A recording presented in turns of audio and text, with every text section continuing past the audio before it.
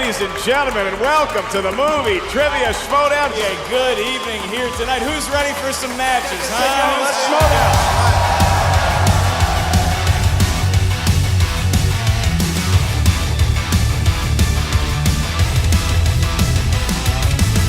Questions are going to be asked to the field. They are each worth 1 point. Who plays Laura in the 2017 film Logan? Daphne Keane. Daphne Keane. Round number 2, each competitor is going to get a spin at the wheel. Final round 3 begins. Niet. No. Sam Witwer has been eliminated. Celebrity Schmoedown, free-for-all style. Let me see. Team Classic. This is why we play the Schmoedown. Rising Sun. And your winner! It's MMA or boxing. It's like you want to see the two best scrapping it out. The Schmoedown, as we know, we got a little bit of a WWE flavor to it. And I'm going to give him a show in Chicago. Get your tickets. We are coming with the fire. Movie Trivia Schmoedown!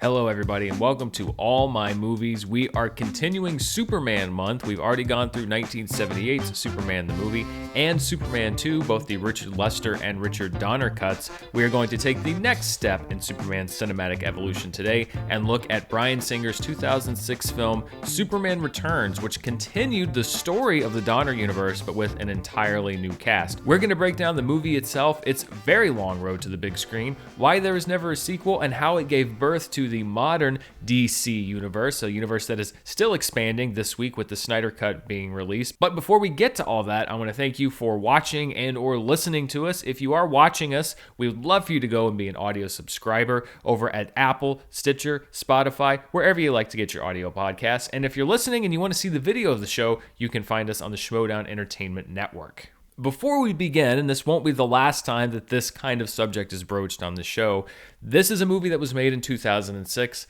Obviously, since then, there have been very disturbing stories and allegations that have come up around members of the cast and crew, particularly director Bryan Singer and star Kevin Spacey, that are hard to put out of your mind. And these are not stories that I think should be excused or ignored in any way.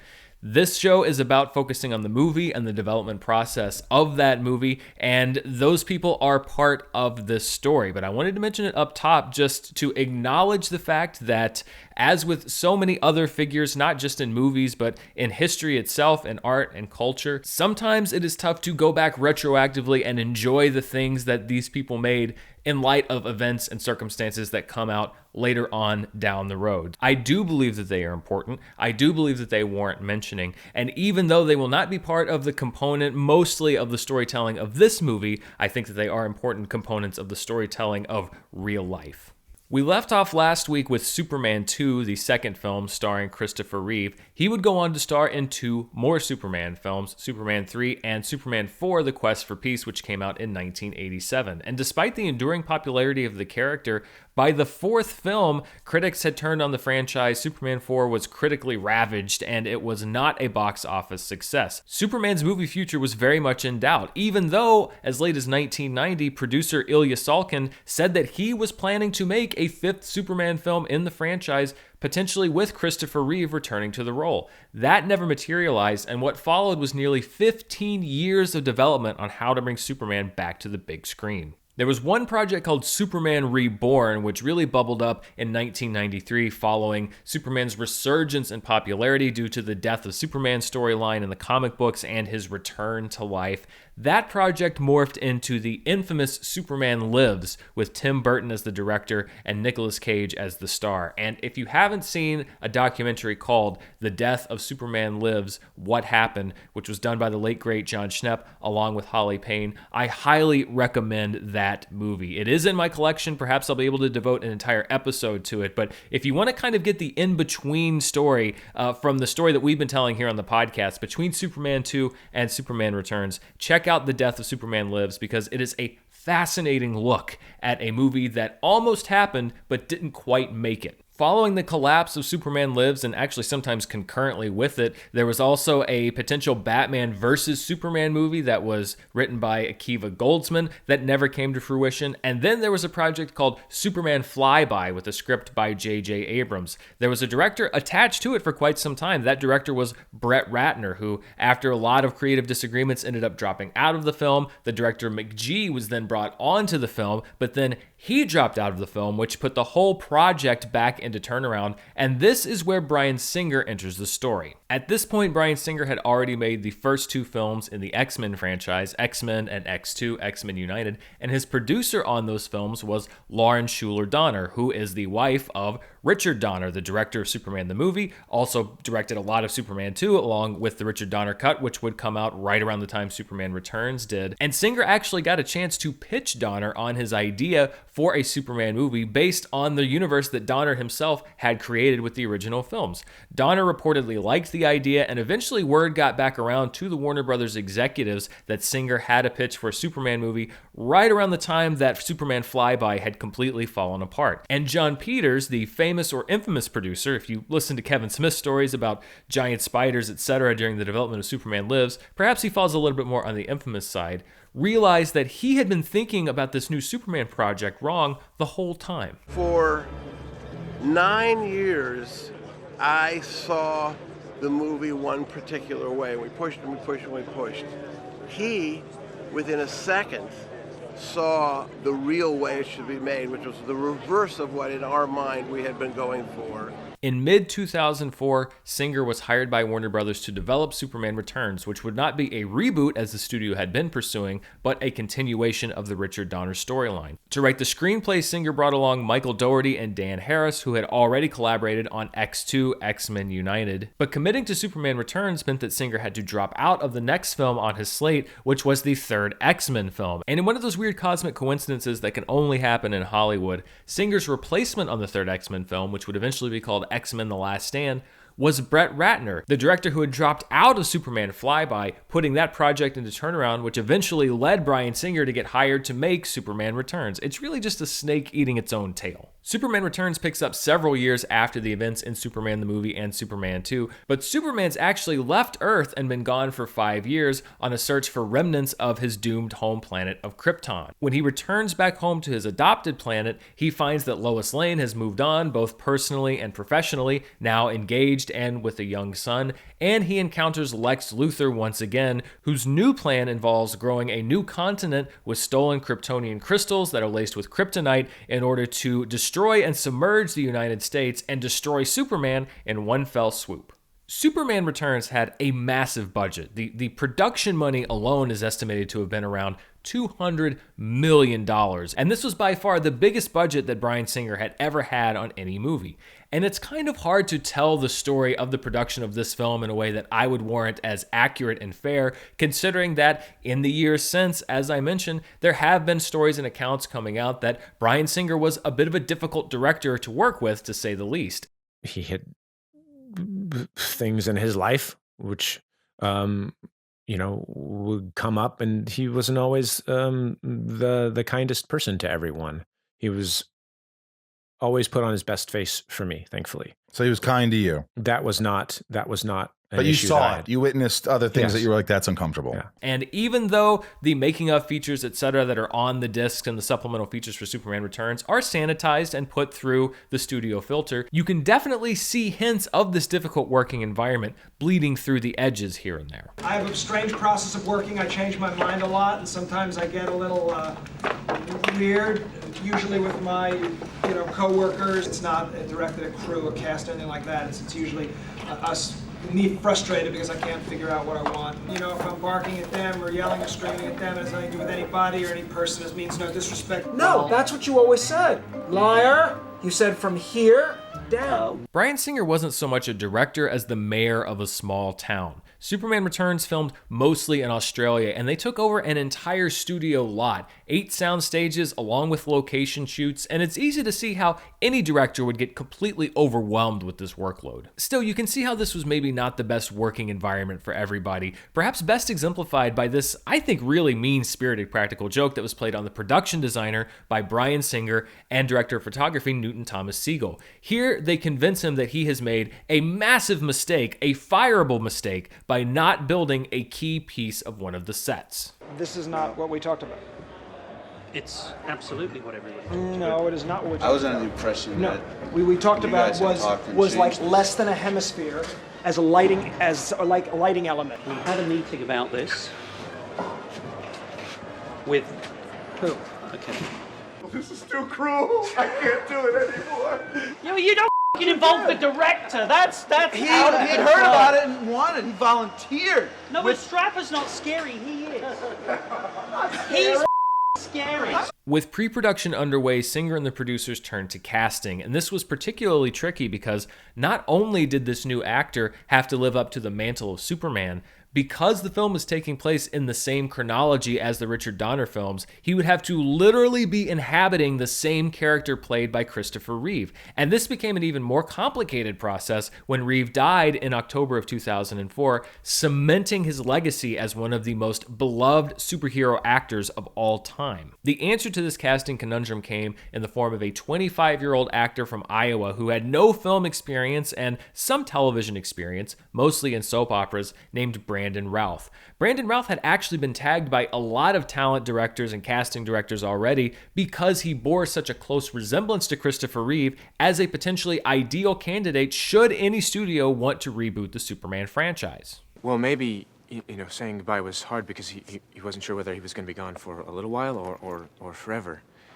And maybe he had to go, and he wanted to say goodbye, but he couldn't find the guts to do it. I feel like Brandon Routh is given kind of an unfair shake by a lot of people, and I think a lot of people consider him a failed Superman because he was only Superman in one movie, kind of like George Lazenby with the James Bond role. And I don't think that that label is fair in either case. Brandon Routh really had to walk a tightrope in this part, and they're usually between two conflicting things. He had to channel Christopher Reeve and try to make the part his own. He had to embody the hope of Superman in a movie that often took a very somber and mournful tone. Well, I hope this experience hasn't put any of you off flying. Statistically speaking, it's still the safest way to travel. I don't consider Brandon Routh a failed Superman. I think that the material failed Brandon Routh as Superman. But I don't feel the same way about Superman's arch nemesis, Lex Luthor, who in this movie is played by Kevin Spacey. He was the only actor who was ever considered for the role, and I think that he was really miscast in this film. But again, it's not so much about the actor as about the material. Spacey obviously wanted to bring a very sinister edge to Lex Luthor, and that's something that Gene Hackman had, although it was usually bubbling under the surface. That's at the forefront of Spacey's performance, but at the same time, because this is in continuity with the earlier films, you can tell that he's obligated, and the screenwriters have written him, to have this humor. It's the kind of stuff that Gene Hackman was able to pull off effortlessly, but which I think Spacey struggles with. Come on, let me hear you say it just once. Come on. You're insane. No!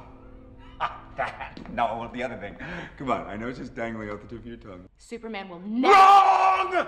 Lex Luthor in this film, I think, is much more effective when he's grappling with the fact that he has godlike intelligence, but also happens to live in the time of a living god, which makes his efforts completely fruitless. When you think about characterization, this is actually closer to the direction that they took Lex Luthor in the Jesse Eisenberg portrayal of the character in Batman v Superman: Dawn of Justice. When this is given center stage, I think the character of Luthor works a lot better. Gods are selfish beings who fly around in little red capes and don't share their power with mankind.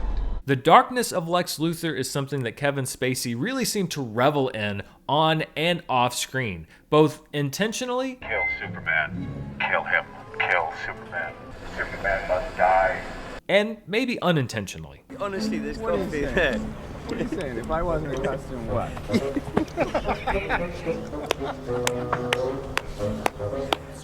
This is how Kevin gets into character. Kate Bosworth, who is cast as Lois Lane, is also an actor that I don't think was helped by the movie's reverence to the Donner storyline, because she is 23 years old in this film, but is asked to embody a character who has years of emotional experience with Superman. She has a long career as a reporter. She has a 5-year-old son.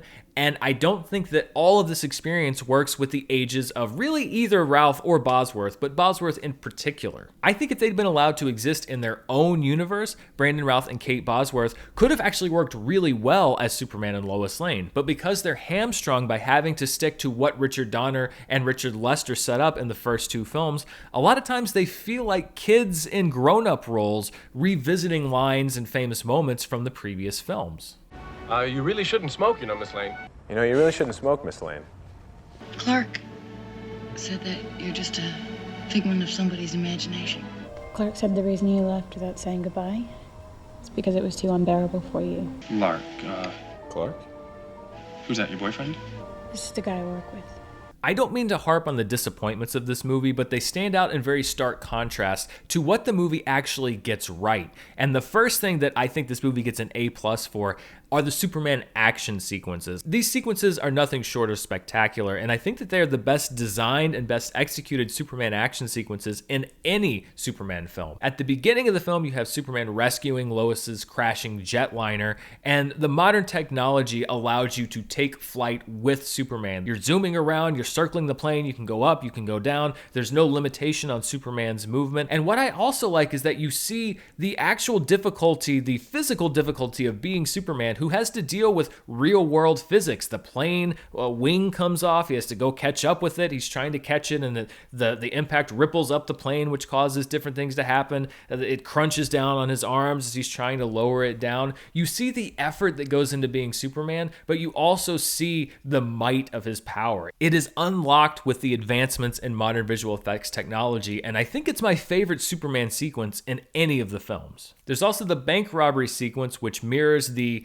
Night with Superman crime fighting scene in Superman 1978. I love the way that this starts, with Superman floating above the earth, using his super hearing to sort of act as a police scanner to find the worst problem that's out there. This is a side of Superman that we've never seen, but it's also the truth. He has to pick and choose who he can help, and he's going to have to triage and prioritize what's going on. Then we see him coming down to this bank sequence. There's a guy with a chain gun. He's shooting at cops. He's about to kill some bank security guards. And I also love the decision to film Superman's entrance in slow motion so that the bullets are going very slow, but Superman is still moving very fast. It enhances his super speed and allows the movie to show it off without it looking very silly. Then we see Superman being completely bulletproof, which is great. But the real moment is when the robber takes out a gun and shoots Superman point blank, and we see the bullet flattening across Superman's eye. Again, this is a great Superman moment, and it's completely detached from any storytelling and mythology. It shows the potential of what could have been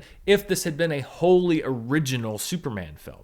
Later in the film, as an earthquake approaches Metropolis, we get a quick cut sequence of Superman saving a bunch of the civilians. He rescues a construction worker who's fallen out of a crane. He saves some pedestrians from falling glass with his heat vision. He stops a gas explosion with his super breath. It's all of Superman's powers in one sequence. And again, he's not doing this while fighting someone else or while doing something else. This is a pure sequence of Superman heroism and shows what a godlike superhero can do and the good that he can do just as one man. The movie really works when it is reveling in the possibilities of making a Superman movie in the modern era, but I think it's also a mess of contradictions, because on one hand, there is an obsession with reminding you that you are not watching a new Superman universe, but you are watching a revived Donner universe, starting with the very first shots of the movie when we pan over the planet Krypton with Marlon Brando's voiceover.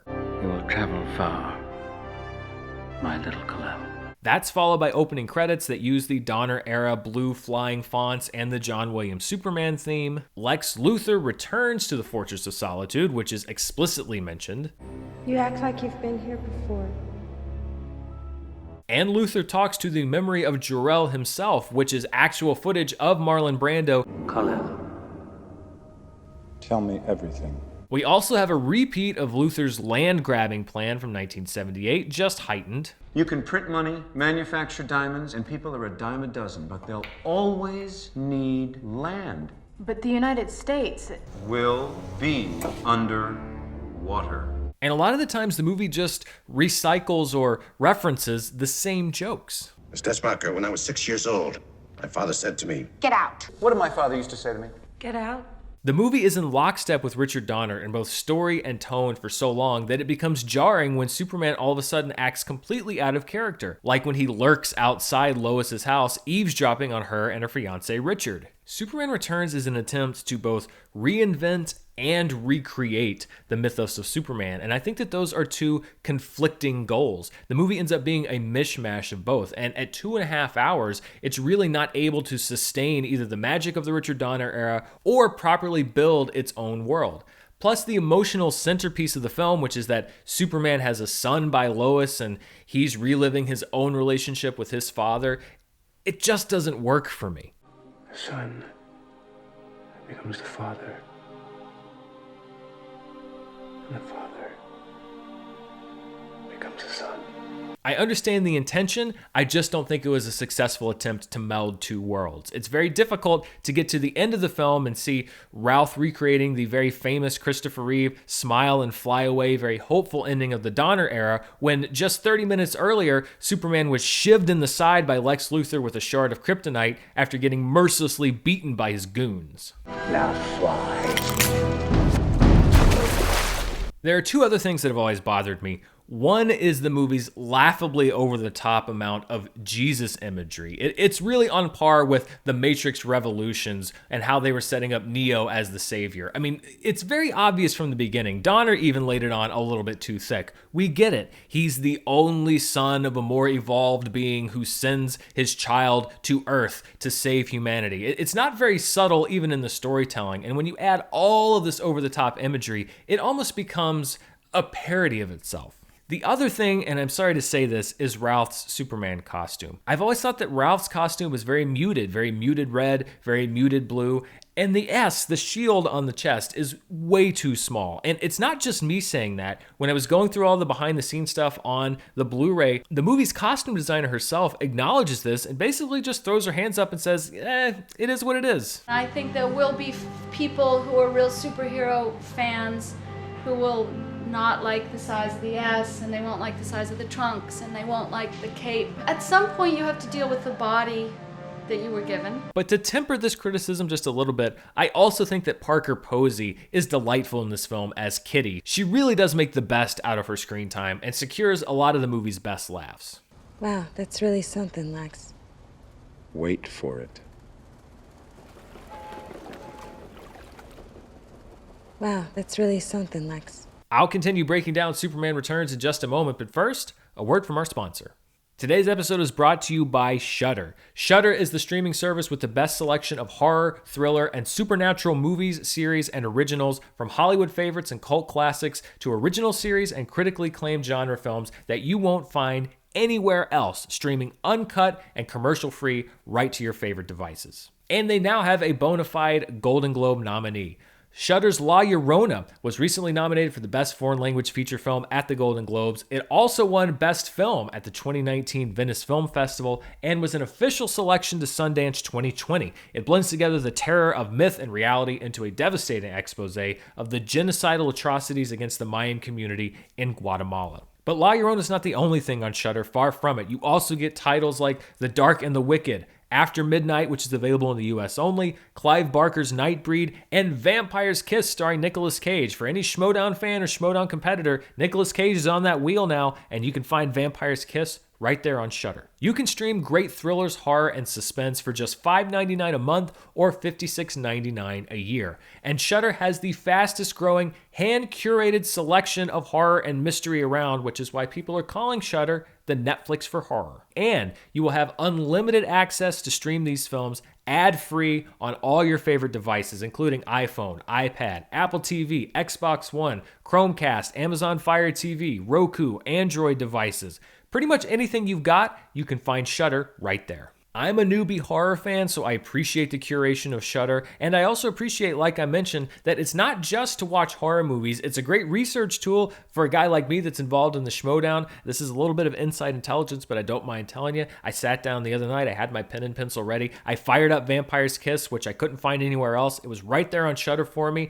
Not only did I get some great notes on a Nicolas Cage movie, I watched one of the craziest performances in any movie that I've ever seen. And that's what I love about so many of these things that you can find on Shudder. It's not just the mainstream horror films that you can find anywhere else. It is some of the most unique entertainment in this genre. And Shudder is able to curate so many different kinds of it that you never get the same experience twice. So what are you waiting for? Get started streaming the best horror, thriller, and supernatural content. Shudder's expertly curated collection includes must-see titles like Color Out of Space, Host, the Mortuary Collections, plus all the best horror documentaries and the hit Creepshow TV series from executive producer Greg Nicotero of The Walking Dead. To try Shudder free for 30 days, free, go to shudder.com and use the promo code MOVIES. That's shudder.com, SHUDDER, and use the promo code MOVIES for 30 free days. If you're a horror fan, Shudder is the thing you've been waiting for. Go check them out now, and I want to thank Shudder for sponsoring the show. I hear everything. You wrote that the world doesn't need a savior. But every day I hear people crying for one. Overall, I really think that Superman Returns is less of a failure and more of a curiosity. It's an ode to an older series of films that is also at times as tonally dissimilar from those films as you can get. And I don't think that's a departure from expectation.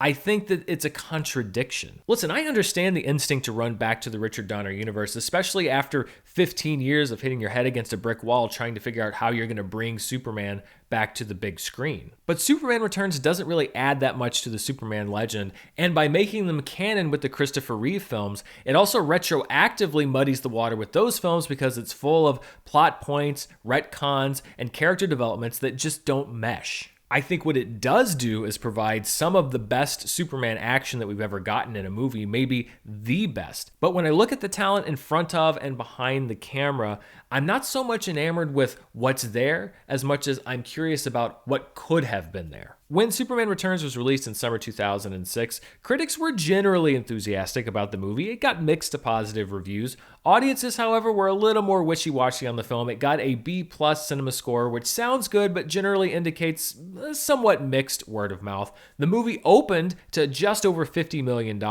and ended up at just over $200 million domestically. It was the 5th biggest movie of summer 2006, behind, ironically, Brett Ratner's X-Men The Last Stand, which ended up releasing just before Superman Returns. The movie also took in close to $200 million worldwide, and with a nearly $400 million global gross, that should have been enough to make it a modest hit. But Warner Brothers had invested a lot of money into this project. And when you add together not just the movie's production budget, but the massive marketing budget and the development costs that had gone into all of the failed iterations of Superman before this movie even started filming, some sources have pegged Warner's investment at $350 million or more for Superman Returns. And even a $400 million global gross wasn't enough to impress Warner Brothers executives. A sequel to Superman Returns with Bryan Singer and Brandon Routh and everybody returning had been announced before the movie opened in summer of 2006, but the gears never really got going on that movie. Singer eventually departed and went on to work on other movies, and Brandon Routh's contract expired in 2009.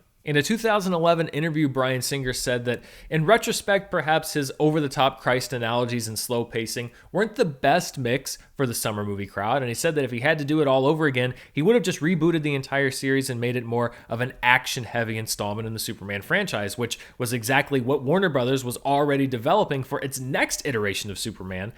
But let's not get ahead of ourselves. But no matter what you think about Brandon Routh or the action on screen or the tone of the movie, and there are mixed opinions about this film, there is one undeniable positive that came out of Superman Returns. Marlon Brando's appearance in the film was negotiated with his estate after the actor passed away in 2004. We mentioned last week that Brando was cut out of Superman 2 after he sued the studio, saying he wasn't paid enough for Superman the movie, and the producers said they didn't want to have to worry about any more legal troubles or pay him the hefty cut of the box office for Superman Superman 2 that he would be owed, so they gave his lines to different characters and cut him out of the franchise completely. The agreement from Brando's estate to appear in Superman Returns also covered the use of the footage that was already shot for the Richard Donner cut, which allowed Jor-El to be reinserted into Richard Donner's vision of Superman 2. And many people involved in that project have said that if Brando's footage hadn't been able to be used, then the Richard Donner cut would never have seen the light of day because there would have been no point in doing it. Superman Returns set out to rewrite the history of the Man of Steel, and it did just that, just not in the way that anyone expected. As always, I like to take a look at the features that are available on the Blu-ray disc of the movie I'm talking about each week. And Superman Returns actually has a very impressive array of special features. There's a documentary that runs nearly 3 hours covering almost the entire production process, from Brandon Routh's early wardrobe tests to the process and updated development of how to make Superman fly. We also get a look at the location shoot at the Kent farm, where one crew member gets very candid when director Bryan Singer is hoisted into the air to test a flying rig. I hope he kills himself. I know. All right, that's lunch. There's also a feature covering the massive set that was used to house the Daily Planet's newsroom, and a look at the practical effects that were used to make Superman lift a car in an homage to the cover of Action Comics #1. You also see how the computer flying effects were done in the film, including a look at the guys with the most thankless job on the set of Superman Returns, these green screen bodysuit technicians who used rods to flap Superman's cape when he was shot against a green screen. We also get some pretty funny Superman Returns bloopers. How pissed do you think Superman is? A lot. Yeah. He is a lot pissed. And a Marlon Brando blooper that was apparently recovered from his original footage. Develop such conviction in yourself, Elal. Kal-El. Ralph, whatever your name is. There's also a VFX breakdown on reviving Brando's performance for the film and computer animating his mouth to say words that they didn't have the footage for, and a series of deleted scenes, including lines from Kal Penn, who is credited in the opening titles but has no lines of dialogue in the finished movie. There's some kind of unnatural weather pattern keeping it hidden. And that wraps it up for Superman Returns. Next week, we're going to close out Superman month by looking at Zack Snyder's 2013 Man of Steel, the movie that brought us our current Superman and kickstarted the DCEU, which is crescendoing this week with the release of Zack Snyder's Justice League, a movie that many think will finally do justice to Snyder's version of Superman. We'll break down all of that story next week, but until then, it's time to go back on the shelf. See you next time.